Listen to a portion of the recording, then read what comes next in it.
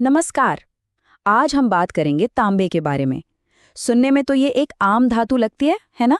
लेकिन इसकी कहानी जमीन की गहराइयों से शुरू होती है और हमारी मॉडर्न दुनिया के तारों और गैजेट्स तक पहुंचती है। आइए इस छिपे हुए जटिल सफर को समझते हैं। कभी सोचा है कि ये जो हमारे फोन में, बिजली के तारों में, यहाँ तक कि पानी के पाइप में तांबा लगा है, वो आखिर आता कहाँ से है? देखिए, इसका जवाब ना किसी चमकती हुई फैक्ट्री में नहीं है। इसका जवाब तो छिपा है चट्टानों की धूल और आग में। तो चलिए इस सफर में उतरते हैं। ये कहानी है एक मामूली से दिखने वाले पत्थर की, जो एक ऐसी जरूरी चीज में बदल जाता है जिसके बिना हमारी आज की दुनिया शायद थम ही जाएगी। तो सबसे पहली बात जो समझनी है वो ये कि तांबा जमीन में एकदम शुद्ध रूप में नहीं मिलता। ऐसा नहीं है कि गए और खोद के निकाल लिया, नहीं, ये तांबे के अयस्क, जिसे कॉपर ओर कहते हैं, उसके रूप में मिलता है। मतलब कीमती धातु बेकार के खनिजों के साथ फंसी होती है, और उसे वहां से आजाद कराना, बस यही तो असली चुनौती है। तो ये सब शुरू कैसे होता है? पहला पड़ाव, अयस्क को धरती से बाहर खींचकर निकालना। और ये कोई छोटा मोटा काम नहीं है, ये बहुत बड़े पैमाने पर और कह सकते हैं काफी जोर जबरदस्ती से होता है। अच्छा, अब मजे की बात यह है कि कॉपर और कोई एक ही चीज नहीं है। ये कई अलग अलग केमिकल रूपों में आता है, जैसे कि कैल्कोबाइराइट या मैलाकाइट। और इसका मतलब क्या हुआ? इसका मतलब ये हुआ कि हर तरह के अयस्क को आजाद कराने का तरीका भी थोड़ा अलग और थोड़ा ज्यादा जटिल होता है। तो सबसे पहले जोरदार धमाके होते हैं। भारी मशीनें चट्टानों को तोड़ती हैं।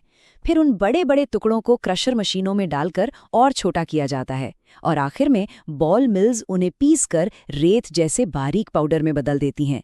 ध्यान दीजिए, अभी तक जो भी हुआ है वो सिर्फ फिजिकल है। असली केमिस्ट्री, असली जादू तो अब शुरू होगा। तो अब हम उस स्टेज पर पहुंच गए हैं जहां केमिस्ट्री और गर्मी मिलकर उस पाउडर में से तांबे को अलग करने का काम शुरू करते हैं। इसे आप आग और पानी की परीक्षा भी कह सकते हैं। ये प्रोसेस तो कमाल का है। होता क्या है कि अयस्क के पाउडर को पानी और पाइन ऑयल जैसे कुछ केमिकल्स के साथ मिलाते हैं। फिर उस टैंक में हवा छोड़ी जाती है, जिससे खूब सारे बुलबुले बनते हैं। और यहीं पर जादू होता है। तांबे के कण इन बुलबुलों से चिपक जाते हैं और झाग बनकर ऊपर आ जाते हैं, जबकि सारी बेकार की चीजें नीचे बैठ जाती हैं। ये एक तरह का स्पेशल बबल बाथ है, जिसमें सिर्फ तांबा ही ऊपर तैर कर आता है। लेकिन इतनी चालाकी भरी प्रक्रिया के बाद भी पता है क्या होता है? हमें जो कॉपर कॉन्सेंट्रेट मिलता है ना, वो सिर्फ 20 से 30% ही शुद्ध होता है। मतलब अभी भी इसका ज्यादातर हिस्सा बेकार का कचरा ही है। सफर अभी लंबा है। अगला पड़ाव है स्मेल्टिंग। यहाँ पर अब गर्मी का खेल है। उस कॉन्सेंट्रेट को 1200 से 1300 डिग्री सेल्सियस की जबरदस्त गर्मी दी जाती है। सोचकर देखिए कितनी ज्यादा। और यही गर्मी तांबे को लोहे जैसी दूसरी धातुओं से अलग होने पर मजबूर कर देती है। और स्मेल्टिंग के बाद शुद्धता में एक जबरदस्त उछाल आता है। अब जो हमें मिलता है उसे मैट कहते हैं, और ये 50 से 70% तक शुद्ध तांबा होता है। चलो, अब हम सही रास्ते पर हैं। इसके बाद का स्टेप है कन्वर्टिंग।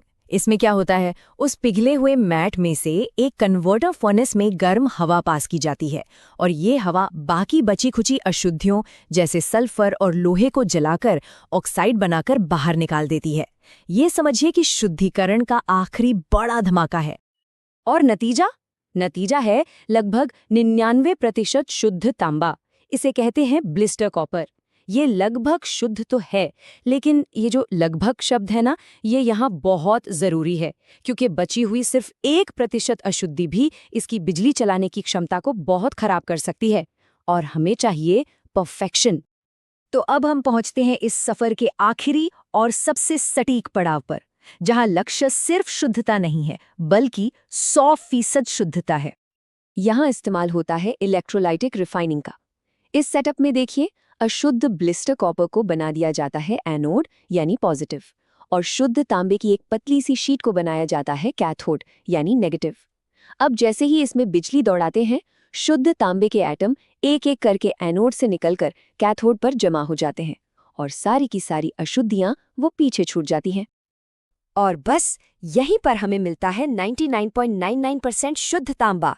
यही वो प्योरिटी है जो बिजली को बिना किसी रुकावट के बहने देती है और हमारे सारे गैजेट्स को भरोसेमंद बनाती है। इसे कहते हैं परफेक्शन। और इसी अल्ट्रा प्योर तांबे से वो सारी चीजें बनती हैं जिनकी बात हमने शुरू में की थी। तांबे की शीट्स, बिजली के तार, पाइप्स और न जाने कितने इंडस्ट्रियल पार्ट्स। तो चट्टान से तार तक का सफर यहाँ पूरा हुआ। लेकिन रुकिए, कहानी अभी खत्म नहीं हुई है।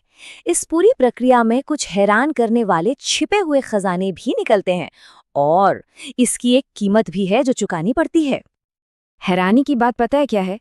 वो जो अशुद्धियां निकाली जा रही थी ना, उनमें अक्सर सोना, चांदी और प्लैटिनम जैसी कीमती धातुएं भी होती हैं। तो ये सब इस प्रोसेस के बहुत कीमती बाय प्रोडक्ट्स बन जाते हैं। लेकिन इस खजाने के साथ, जैसा मैंने कहा, एक कीमत भी जुड़ी है।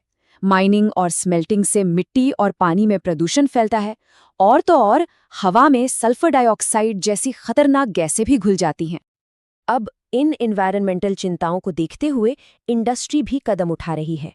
जो मॉडर्न प्लांट हैं वो अब नुकसान कम करने के लिए इको फ्रेंडली स्मेल्टिंग टेक्नोलॉजी का इस्तेमाल कर रहे हैं। और ये सब हमें एक बड़े सवाल पर लाकर छोड़ देता है। हमारी टेक्नोलॉजिकल ज़रूरतें और हमारे प्लैनेट की सेहत, इनके बीच एक बहुत ही नाजुक बैलेंस है। तो सवाल ये है कि क्या इस बैलेंस की कीमत हमेशा हमारे पर्यावरण को ही चुकानी पड़ेगी? सोचने वाली बात है।